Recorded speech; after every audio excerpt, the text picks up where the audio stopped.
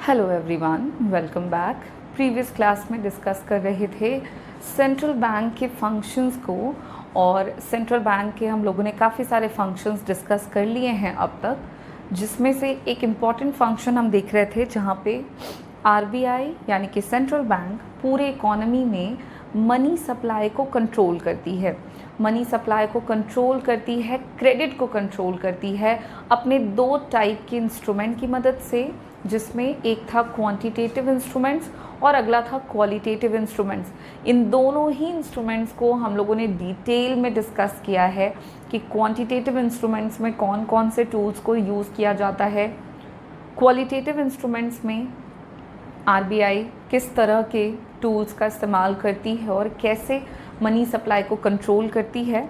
ये पॉइंट हम लोगों का फिनिश हो चुका है और एक लास्ट फंक्शन रह गया है आरबीआई का, वो हम लोग फटाफट से डिस्कस कर लेते हैं। फिर आरबीआई यानी कि सेंट्रल बैंक के फंक्शंस वाला जो टॉपिक है यही हमारा फुल एंड फाइनल कंप्लीट हो जाएगा एंड ऑलमोस्ट हम अपने चैप्टर के बिल्कुल एंड पे आ चुके हैं। अब इसके बाद और बहुत ज़्यादा कुछ है नहीं डिस्कस करने के लिए, ये चैप्टर हमारा बिल्कुल एंड हो जाएगा। तो चलिए आज की क्लास को शुरू कर लेते हैं। और यहाँ पे हम functions of central bank discuss कर रहे थे।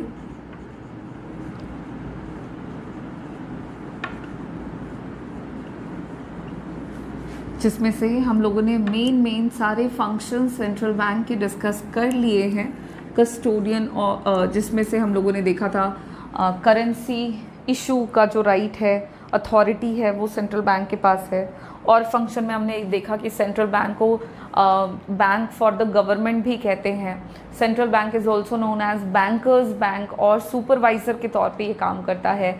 सेंट्रल बैंक इकोनॉमी में मनी सप्लाई और क्रेडिट को कंट्रोल करता है।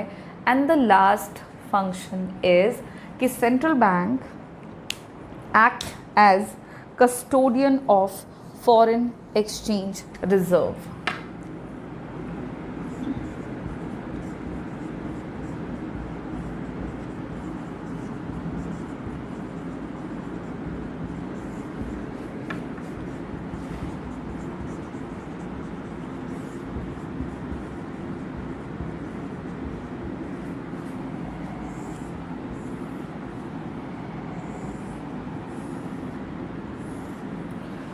Custodian of foreign exchange reserve, देखो नाम से पता लग रहा है कि ये क्या फंक्शन है। सेंट्रल बैंक जो होता है वो आपके फॉरेन एक्सचेंज रिजर्व में जो कंट्री का स्टॉक ऑफ गोल्ड है, जो चूँकि ये हर कंट्री का एक सेंट्रल बैंक है, तो हर एक कंट्री में जो भी सेंट्रल बैंक होता है उसका जो भी स्टॉक होता है। अब यहाँ पे स्टॉक की जब हम बात कर रहे हैं तो किसके स्टॉक की, तो स्टॉक ऑफ गोल्ड।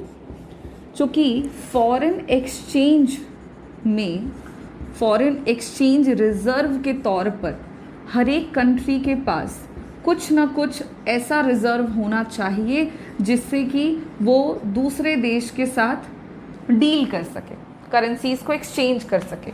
तो फॉरेन एक्सचेंज जो है, रिज़र्व ऑफ फॉरेन एक्सचेंज के तौर पर जो कंट्रीज़ का स्टॉक ऑफ गोल्ड है उसका कस्टडी किसके पास होता है, कौन रखता है। स्टॉक ऑफ गोल्ड की अगर हम बात कर रहे हैं तो इसकी कस्टडी किसके पास होगी, ये कहाँ पे रखा हुआ होगा, तो ये जो होता है यही कस्टडी रखने का काम देश का रिज़र्व बैंक करता है, देश का सेंट्रल बैंक करता है। और अगर हम कंट्री में इंडिया की बात कर रहे हैं तो इंडिया का जो सेंट्रल बैंक है वो आरबीआई है और आरबीआई ही कस्टडी रखता है इकोनॉमी के स्टॉक ऑफ गोल्ड को, जो कि फॉरेन एक्सचेंज रिजर्व के तौर पर रखा जाना चाहिए। ये फंक्शन सेंट्रल बैंक के द्वारा ही किया जाता है। ये इसलिए सेंट्रल बैंक के द्वारा किया जाता है बिकॉज़ फॉरेन एक्सचेंज को कंट्रोल करना काफ़ी आसान हो जाए। ठीक है, according to the regulations of foreign exchange, जितना भी फॉरेन एक्सचेंज ट्रांजैक्शंस है वो आपका मस्ट बी रूटेड होना चाहिए थ्रू आरबीआई। ठीक है, फॉरेन एक्सचेंज रिजर्व के रूल के अनुसार जो भी इकोनॉमी का फॉरेन एक्सचेंज होगा, जो भी विदेशों के साथ विनिमय होगा, वो विनिमय आपके आरबीआई के थ्रू होना चाहिए। There is a rule, there is a guideline जो कि बनाया गया है सो दैट कि इसको कंट्रोल कर पाना, इसको मैनेज कर पाना आसान हो जाए। ठीक है। ठीक उसी तरह से अगर हम बात कर रहे हैं centralisation of foreign exchange transaction की, तो वो भी आरबीआई के द्वारा ही की जाती है और इसका 2 उद्देश्य है। 2 उद्देश्यों को पूरा करने के लिए ये काम आरबीआई के द्वारा किया जाता है, जिसमें से पहला है कि it helps the bank in stabilization या stabilizing the external value of currency. क्यों ये सारा काम आरबीआई के द्वारा होगा? तो ये इसलिए सो दैट कि ये हेल्प करेगा, it helps all the banks in stabilising, economy में स्थिरता को बनाए रखने के लिए। और स्टेबलाइजिंग किसके किसके बीच में? तो external value of currency, currency के एक्सटर्नल वैल्यू को स्टेबलाइज करने के लिए ये इस उद्देश्य के लिए आरबीआई के द्वारा ही फॉरेन एक्सचेंज रिजर्व की कस्टडी जो है वो रखी जाती है और उसी को इसका कस्टोडियन बनाया गया है। ठीक उसी तरह से और दूसरा उद्देश्य है कि it helps in pursuing, it also helps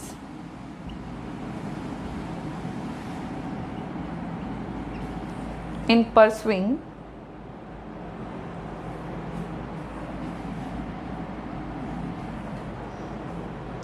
a coordinated policy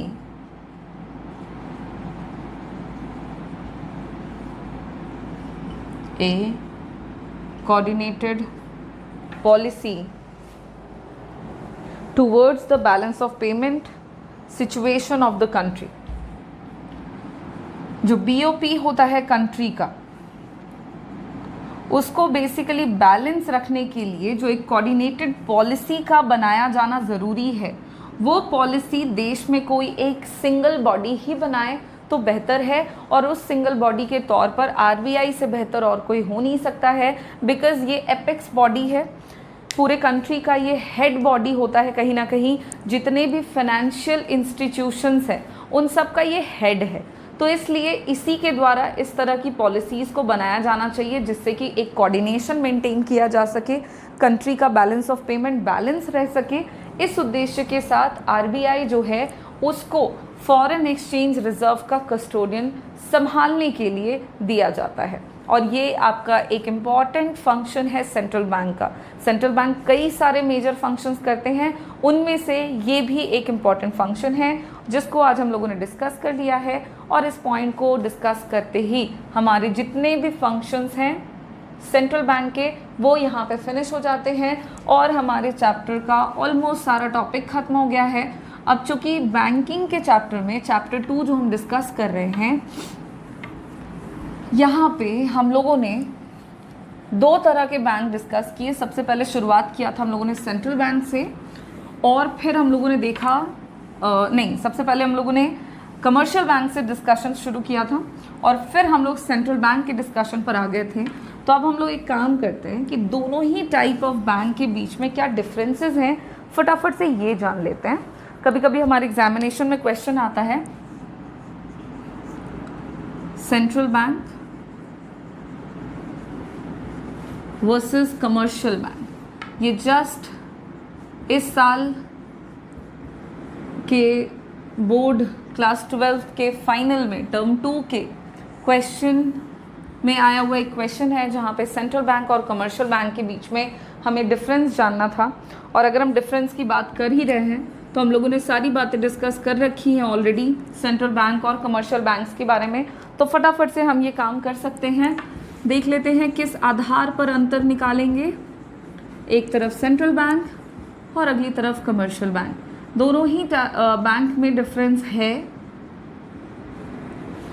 और वो डिफरेंस क्या है इसको जानते हैं। मैं आपको शॉर्ट में यहाँ पे बता देती हूँ। सबसे पहला जो अंतर होगा वो दोनों की मीनिंग को लेकर होगा।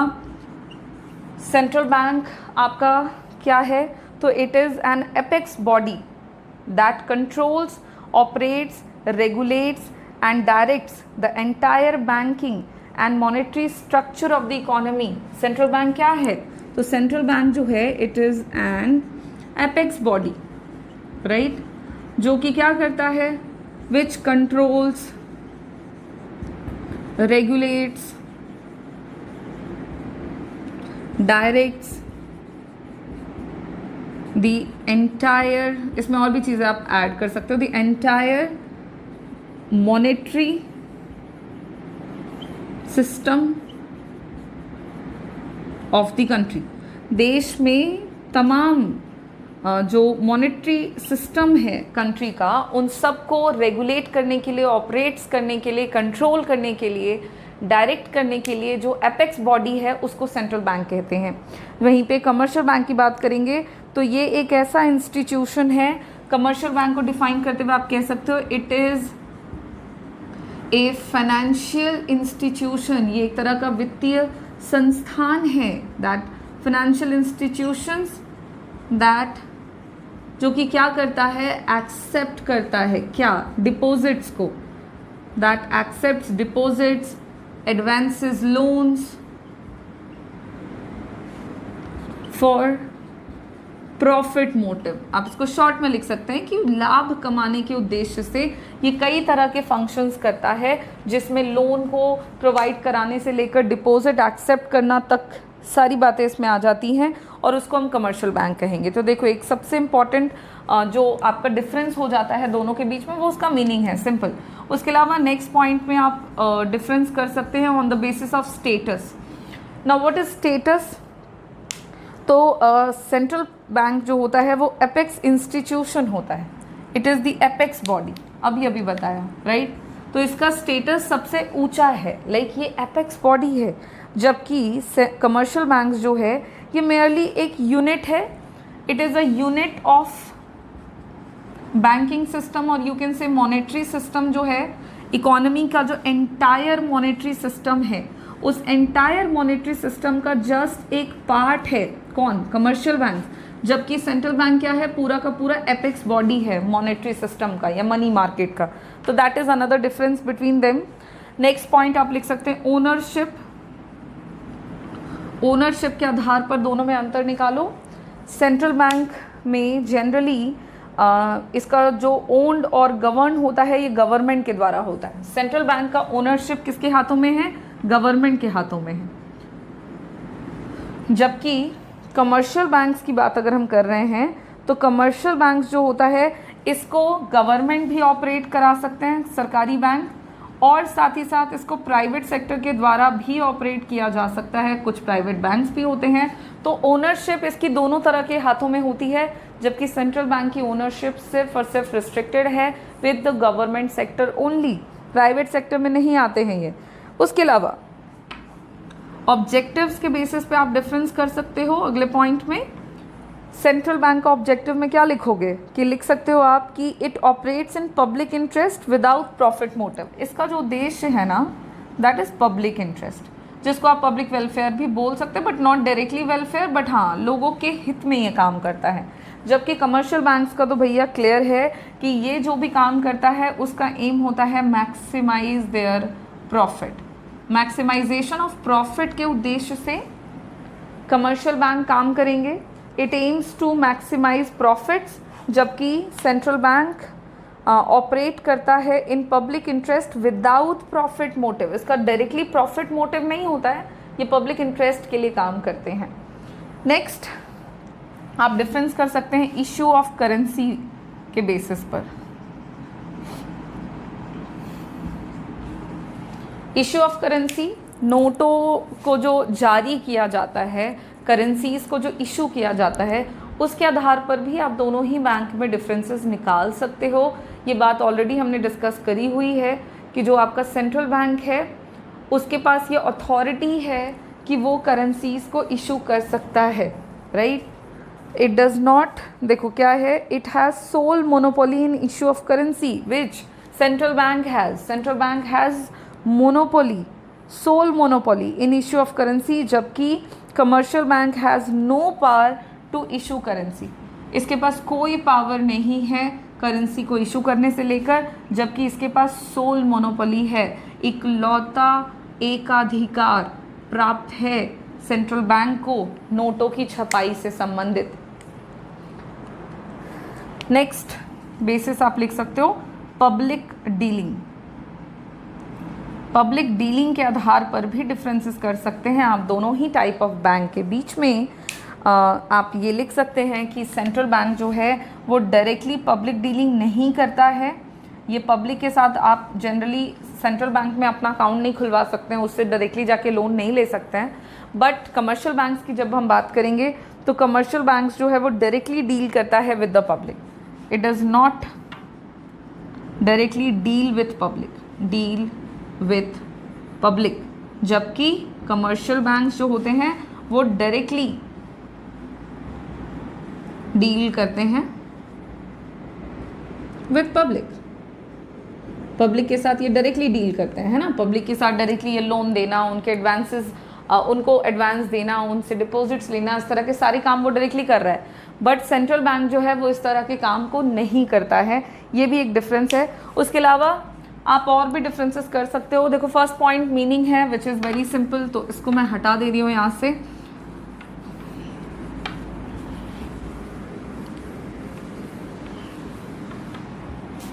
इसे में एक और पॉइंट आप ऐड करेंगे which is number of banks.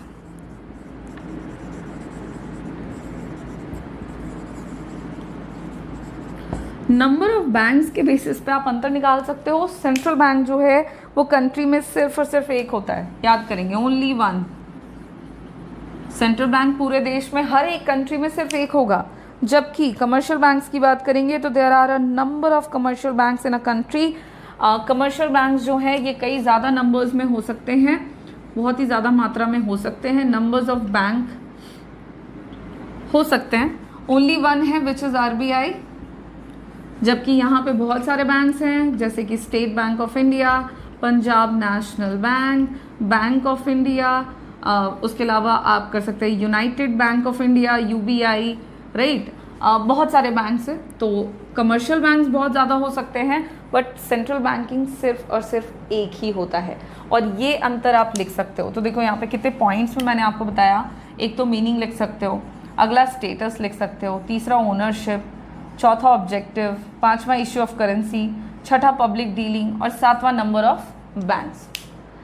इतने पॉइंट में आप डिफरेंस कर दोगे, काम खत्म हो जाएगा आपका। और इसी के साथ हमने आज के क्लास को यहीं पे फिनिश करना है बिकॉज हमारे ऑलमोस्ट टॉपिक सारे के सारे कवर हो चुके हैं। इससे ज़्यादा आपको इस चैप्टर में और चीज़ें डिस्कस नहीं करनी है। अब हमारा जो चैप्टर 2 है वो ऑलमोस्ट फिनिश हो चुका है बैंकिंग का, और चैप्टर 2 खत्म होने के साथ साथ जो यूनिट 8 है वो भी यहाँ पे ख़त्म हो जाता है। और आप सबका काम है कि इस यूनिट के अंदर हम लोगों ने 2 चैप्टर्स डिस्कस किए हैं। एक में मनी डिस्कस किया, अगले में बैंकिंग डिस्कस किया है। उन सब से रिलेटेड सारे टॉपिक को अच्छे से समझ लेना सो दैट कि आप अपने एग्जामिनेशन पॉइंट ऑफ व्यू से सबको प्रिपेयर कर पाएँ। और अब अगले क्लास में हम लोग नए यूनिट्स पे मिलेंगे, नए यूनिट को डिस्कस करेंगे। तब तक के लिए आप सबको करना क्या है, पढ़ाई। Thank you.